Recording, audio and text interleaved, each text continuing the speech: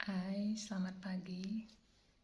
Di sini jam 6.55 pagi, tanggal 18 Februari 2022.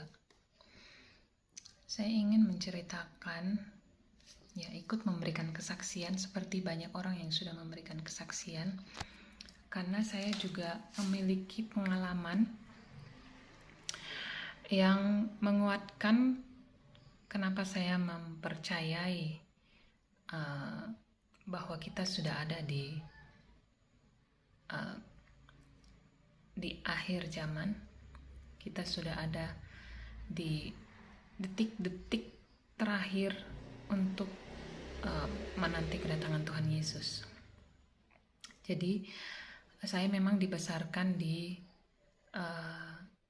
keluarga Kristen, tapi kami beribadah di gereja yang tidak begitu akrab dengan pengalaman-pengalaman rohani atau pengalaman-pengalaman spiritual yang biasanya kita temukan atau kita dengarkan kesaksiannya dari gereja-gereja yang beraliran karismatik atau Pantekosta begitu. Karena di gereja saya ataupun di kampus, karena saya juga alumni sekolah teologi, itu umumnya kita mengatakan bahwa nubuat sudah berakhir. Jadi karunia-karunia seperti mungkin karunia untuk menyembuhkan atau karunia bernubuat seperti itu, bahkan bahasa roh pun itu tidak terlalu familiar. Ya, jadi sedikit banyak itu mempengaruhi cara berpikir saya. Bahkan ketika saya mengalami pengalaman-pengalaman spiritual, kadang-kadang saya tidak bisa mempercayai itu begitu saja, atau tidak bisa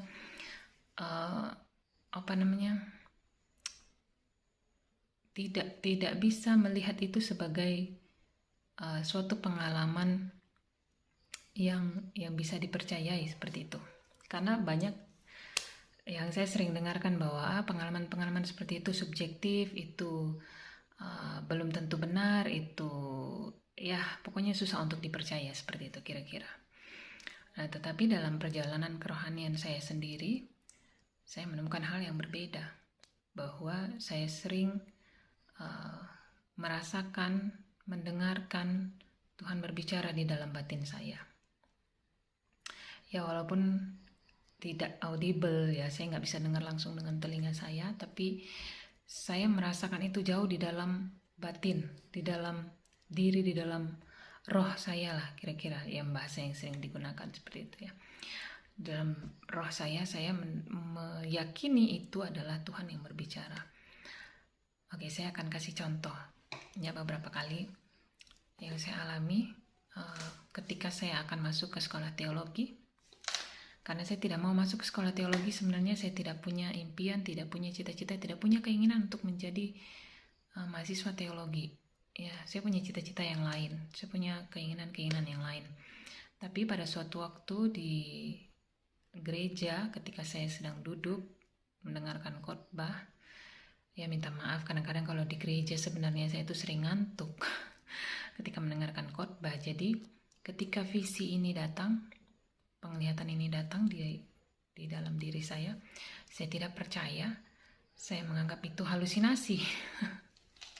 Saya menganggap itu sesuatu yang tidak bisa dipercaya lah. Itu seperti kayak pikiran yang lantur buat saya pada waktu itu.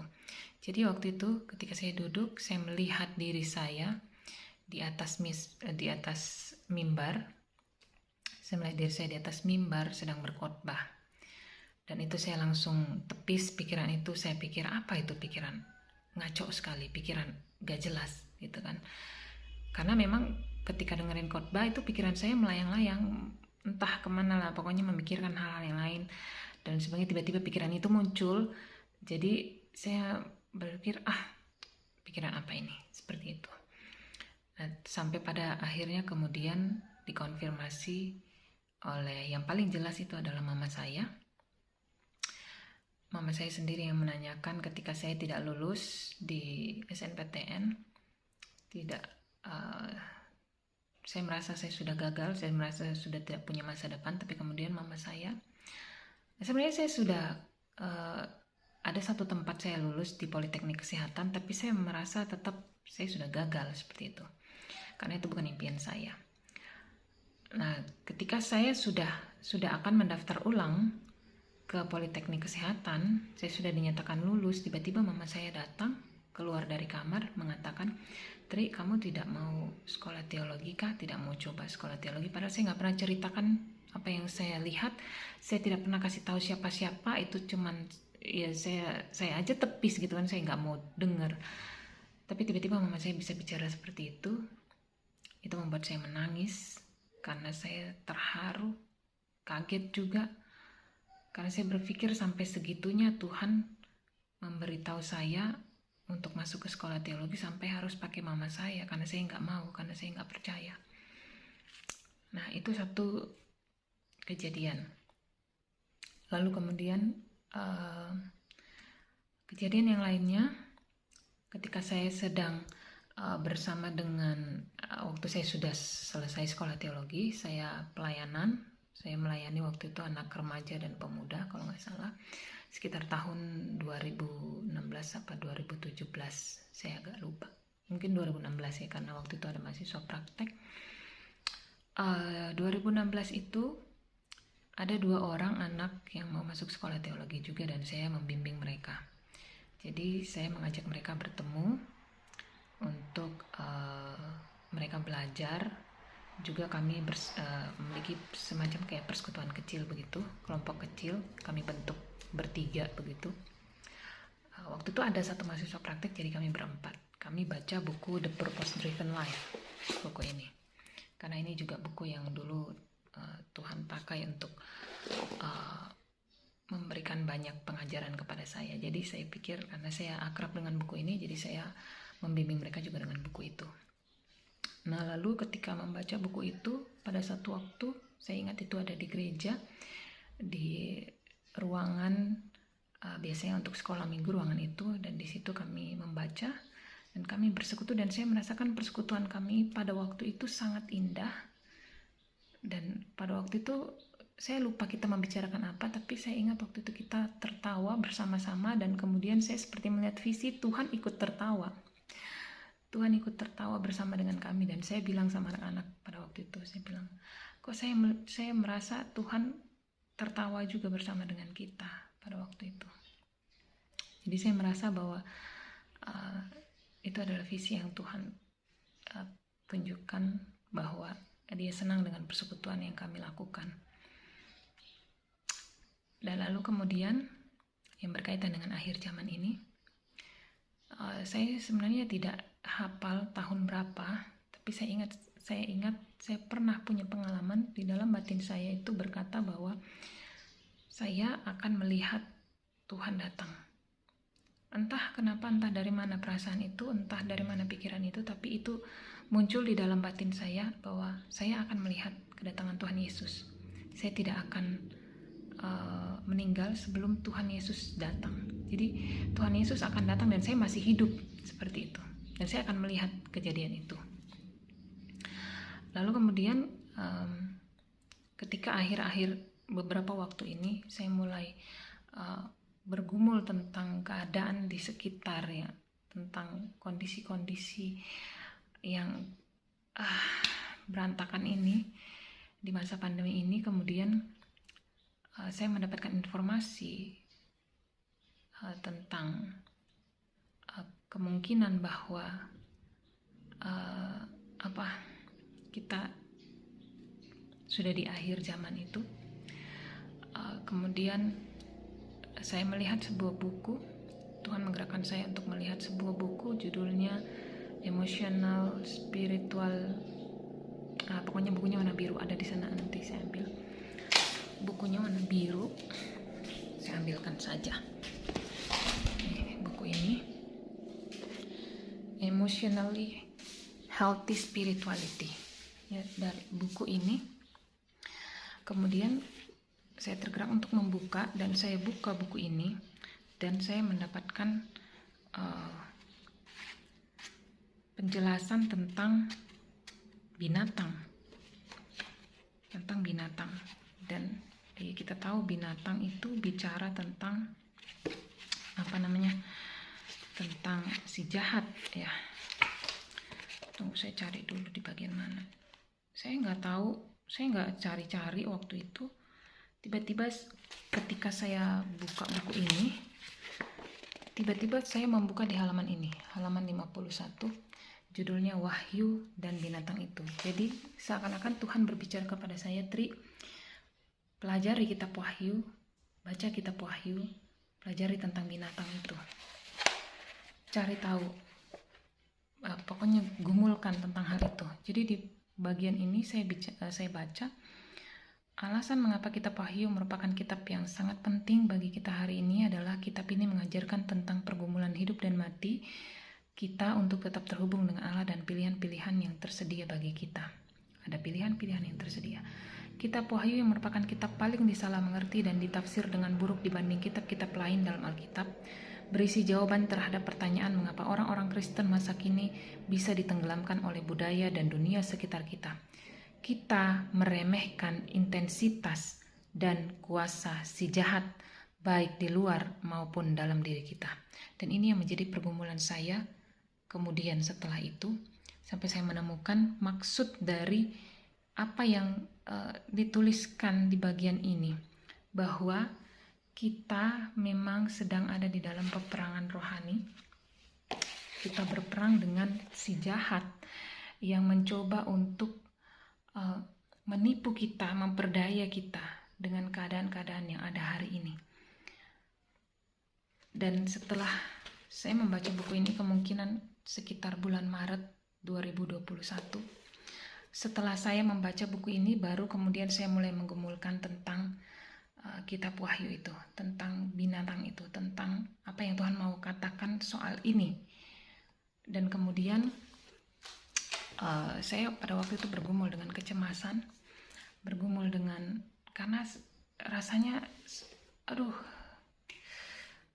gak tahu lagi mana mengatakannya, pokoknya kayak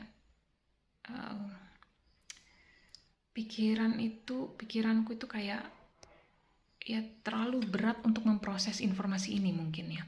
Jadi kayak ada goncangan di dalam jiwa seperti itu, kayak aku nggak tahu mana yang benar, aku nggak tahu mana yang harus aku percaya, aku nggak tahu ini apa begitu. Sampai kemudian di satu titik saya pulang ke Makassar dan saya bergumul juga di sana. Saya memproses semua persoalan-persoalan dalam diri saya.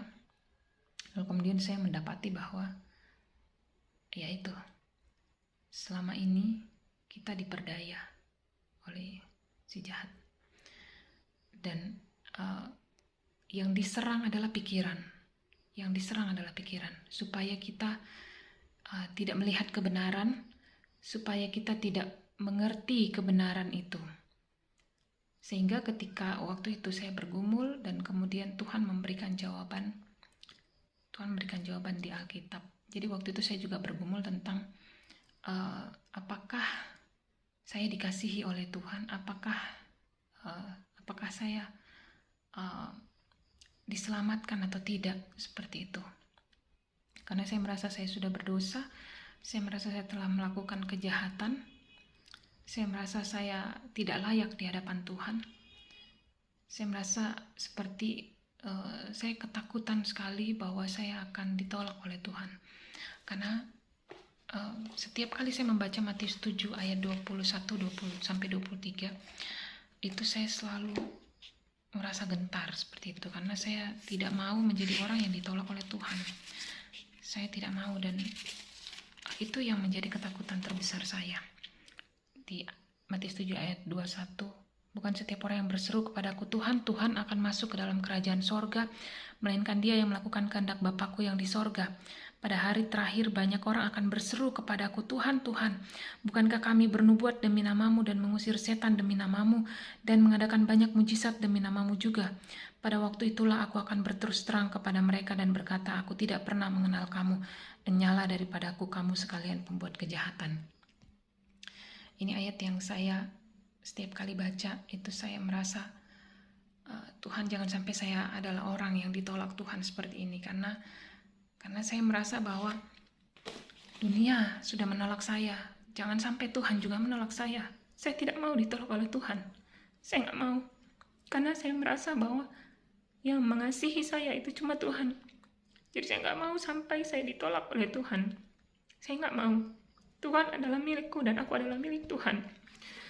Dan di dalam pergumulan itu, ketika saya di Makassar, ketika saya merasa ketakutan bahwa saya akan ditolak oleh Tuhan, bahwa saya sudah tidak layak, kemudian Tuhan kasih di dalam hati saya, teringat, aku berkata kepadamu, tidak ada satu kuasa pun yang bisa memisahkan kamu dari kasihku. Itu yang Tuhan katakan pada saya. Tuhan ingatkan Roma 8.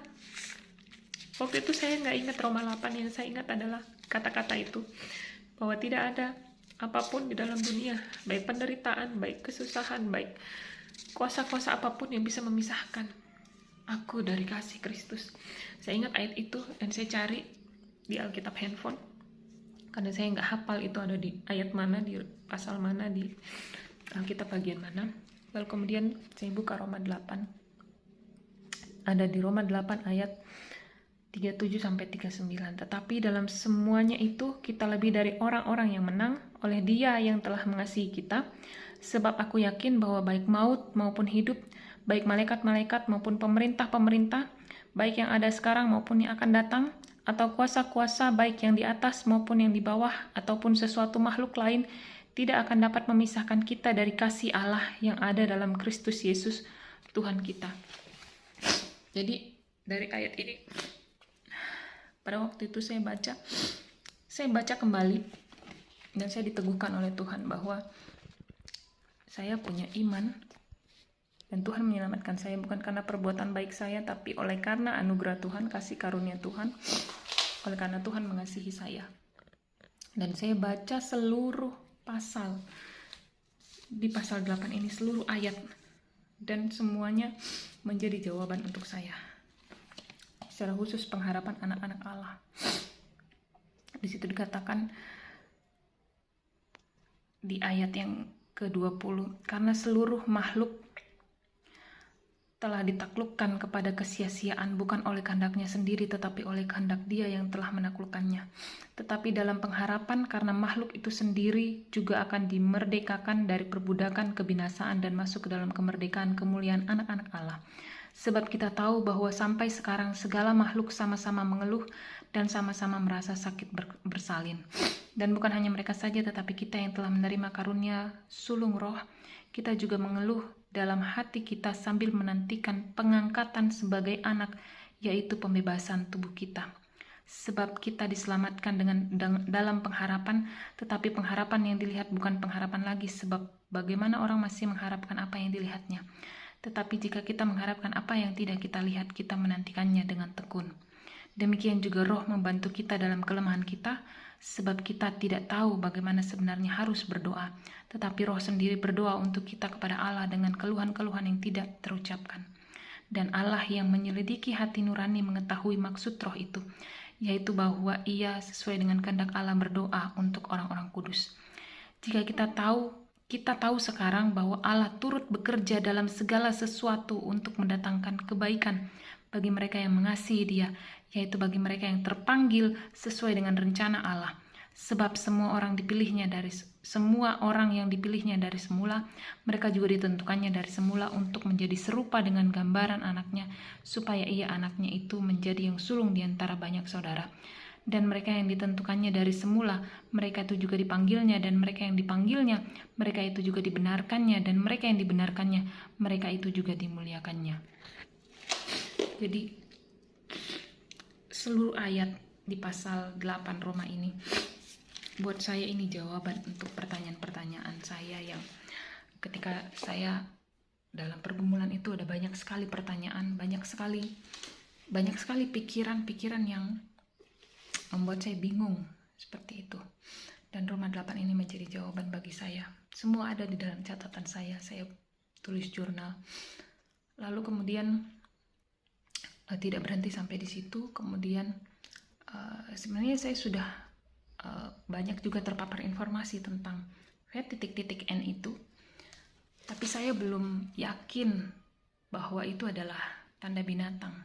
Saya juga sudah mendengar informasi bahwa ini kemungkinan adalah tanda binatang, tapi saya belum yakin sampai kemudian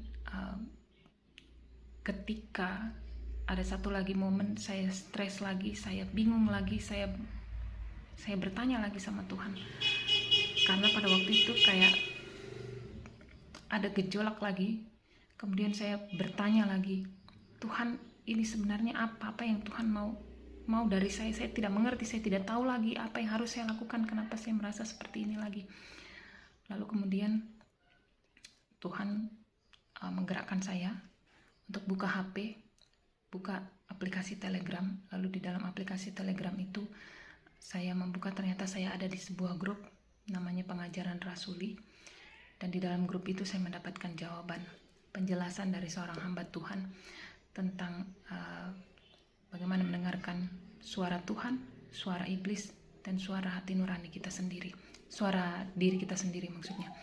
Jadi saya melihat di situ, ini yang saya pergumulkan selama ini, membedakan ini suara dari mana, ini pikiran siapa, pikiran saya atau pikiran yang disusupkan iblis, atau ini adalah Tuhan yang menyatakan kepada saya, seperti itu. Jadi ketika saya membaca itu, saya merasa tenang, saya mendapatkan jawaban. Lalu kemudian saya buka-buka, di situ ternyata ada perpustakaan di mana hamba Tuhan itu memberikan pengajaran-pengajaran, dan saya membaca pengajaran dari dia yang berkaitan tentang titik-titik N ini sebagai tanda binatang. Jadi di situ saya merasa Tuhan mengkonfirmasi bahwa inilah jawaban. Mulai dari sini, dari buku ini, sampai pada pengajaran yang dituliskan oleh hamba Tuhan itu di Telegram. Kemudian saya merasa yakin bahwa inilah yang Tuhan mau saya mengerti, dan saya yakini bahwa saya harus benar-benar kuat untuk tidak menerima itu. Karena pada waktu saya di Makassar itu, saya mau pulang ke Lampung, itu saya merasa tertekan, terpaksa saya harus mengambil titik-titik N itu karena saya harus pulang ke Lampung, dan syarat penerbangan itu harus menerima itu.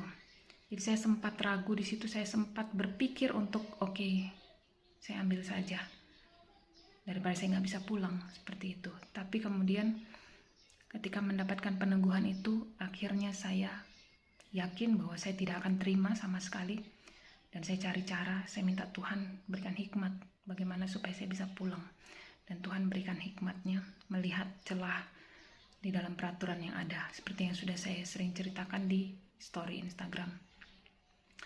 Nah, lalu kemudian tidak hanya berhenti sampai di situ, saya kemudian karena sudah meyakini bahwa ini memang adalah akhir zaman, ini adalah tanda-tanda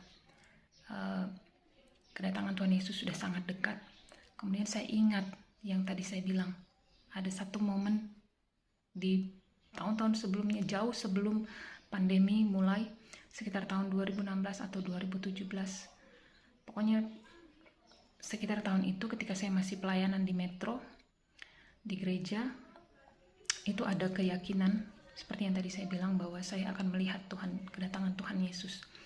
Lalu kemudian saya mencari-cari lagi catatan-catatan saya, apakah ada saya menulis tentang keyakinan ini.